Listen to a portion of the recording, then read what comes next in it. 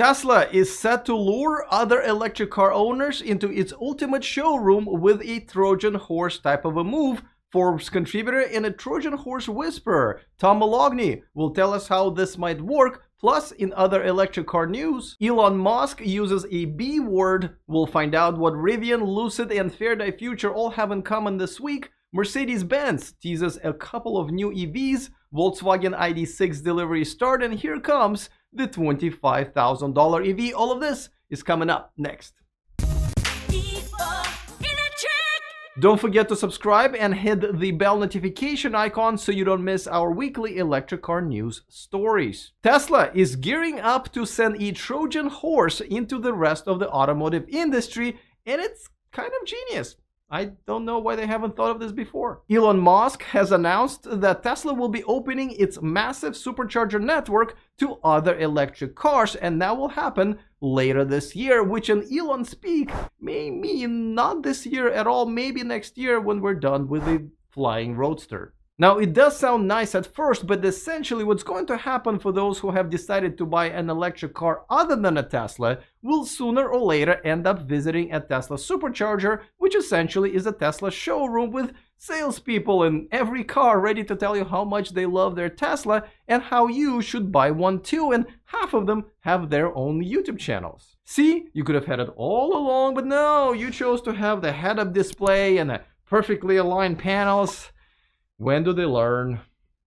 Now, granted, it can also work the other way around, where Tesla owners get a good look at other EVs and decide that they do want the head-up display and the perfectly aligned panel, so I guess it's a fair game. And if Tesla really wants to rub it in, they should turn their Supercharger locations into their showrooms. Hey, you want to trade in your Lucid Air for this new shiny Model S Plaid?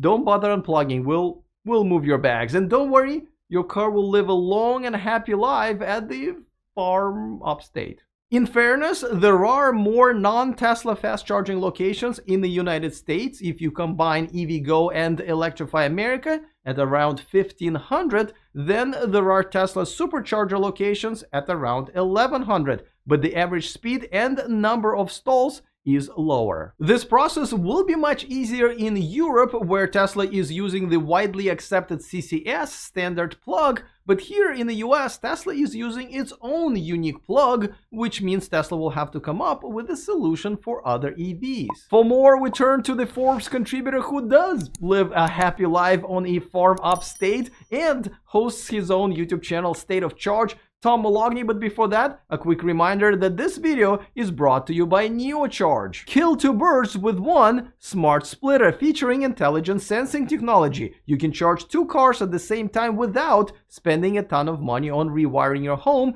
Get one today and use the $50 discount code in the description of this video. And by Flow, the Home X5 is a great and durable home charger that allows you to schedule, monitor, and optimize your charging via a mobile app with 24/7 customer support. Get one using our exclusive $150 discount in the description of this video. All right, Tom, you are the leading expert in charging in the industry. Tell me, how would this work technically since the plugs are different?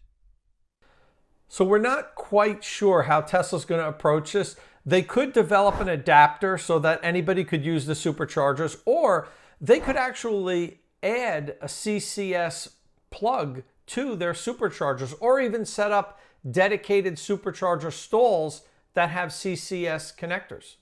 All right, now if I was a Tesla owner, and I think a lot of Tesla owners might feel that way, including yourself, I would say, listen, sometimes when it's, during holiday season, especially here in California, we do have to wait in line once in a while because there's so many Teslas on the road.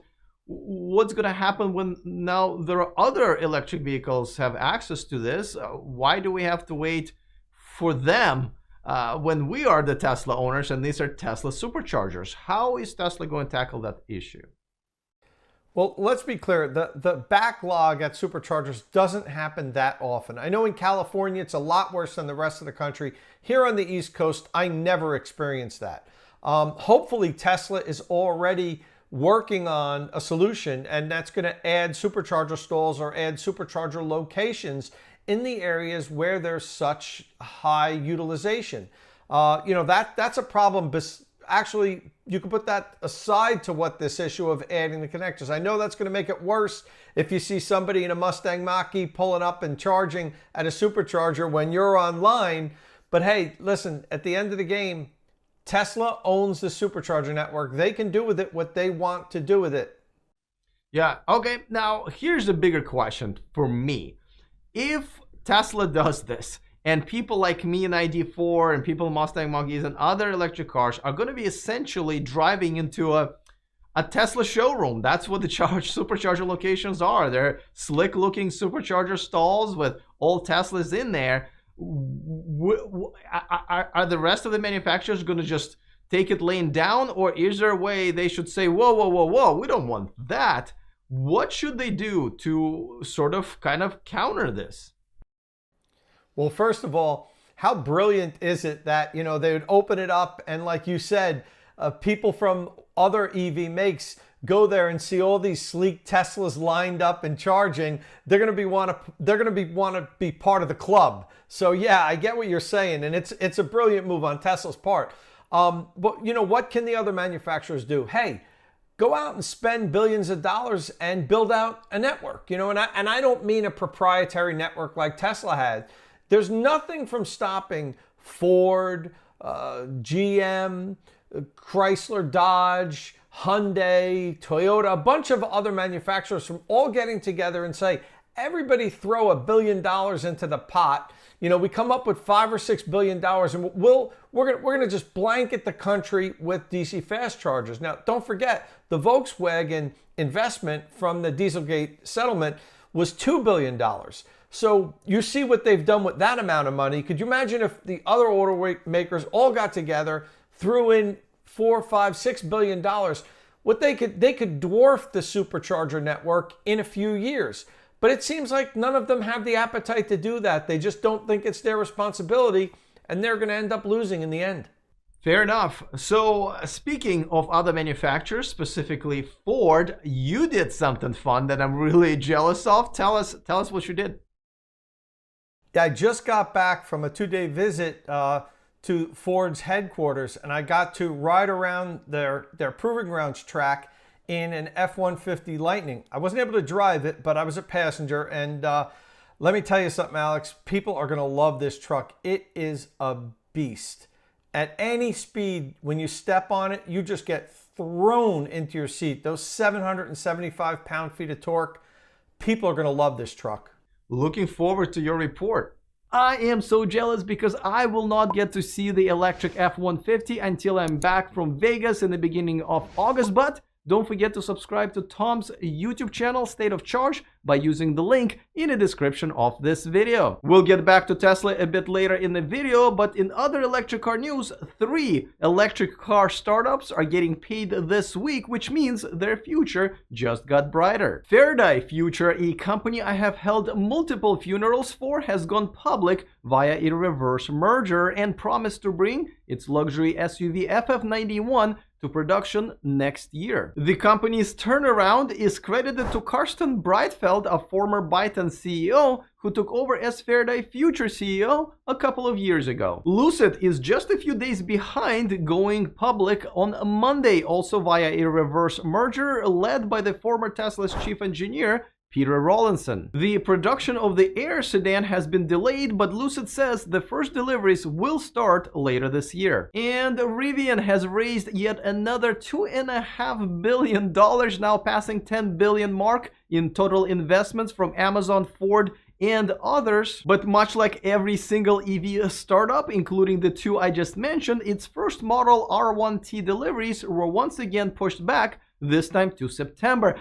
I'm assuming they just need a little bit extra time to count all the money. Mercedes had a big online event announcing they'll be going all electric by 2030, but also unveiling a couple of interesting teasers. One is the Vision EQ XX, which I'm assuming a collaboration with Dos Equis, with over 621 miles of a real-world range, which is oddly precise number for a car they're not really planning on actually producing, but rather keeping this one as the vision concept. The official world premiere will happen next year, and until then, I guess, stay thirsty, my friends. The other EV that Mercedes teased during the presentation is the upcoming Maybach EQS SUV with this single image, which also will be fully unveiled next year. Back to Tesla, remember when everybody was so excited when Tesla started to accept Bitcoin, and then how everybody in the Bitcoin community was really mad with Elon when he said that Tesla would stop doing that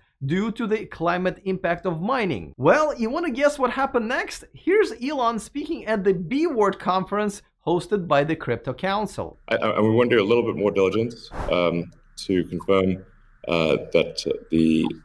could confirm that the percentage of renewable energy usage is most likely sort of at or above 50%, and that there is there is a trend towards increasing that number, and if so, then Tesla will resume Bitcoin, accepting Bitcoin. So I think we want to just do a little bit more diligence, and I think, but most likely the answer is that Tesla would resume accepting Bitcoin, most likely. To his credit, since Tesla stopped accepting Bitcoin, China has expelled crypto miners, which made up almost 3/4 of all miners in the world. That also triggered the closing of coal plants supplying some of the electricity. Needless to say, the value of Bitcoin has gone up after Elon's comments. You know what else gone up?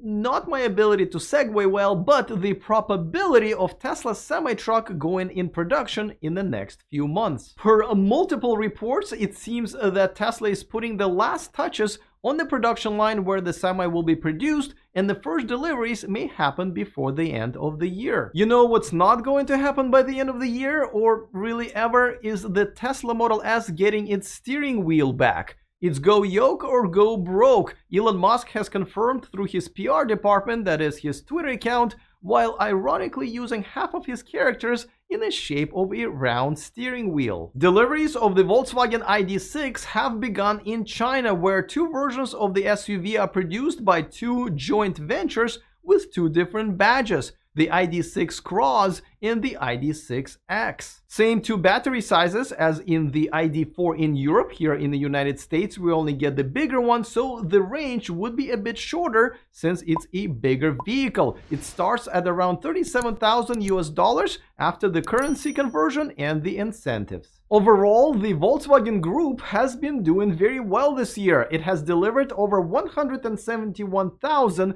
EVs through the first 6 months, which is about half of what Tesla deliveries were during the same time period at 386,000. Xpeng Motors have made a big splash this week, rolling out its $25,000 electric car, the P5, mind you, after the incentives, but the $25,000 EV nevertheless. P5 will have many different variants, largely based on the different range options, with a $25,000 version at around 200 miles if converted into the EPA equivalent. Don't forget to subscribe, or better yet, if you dare, click that join button to become a premium member and have access to all kinds of exclusive material. Plus, you know, those debate lessons are not cheap. That's an inside joke. Anyway, looking forward to all of your comments. Other than that, see you guys next time, and remember to stay charged.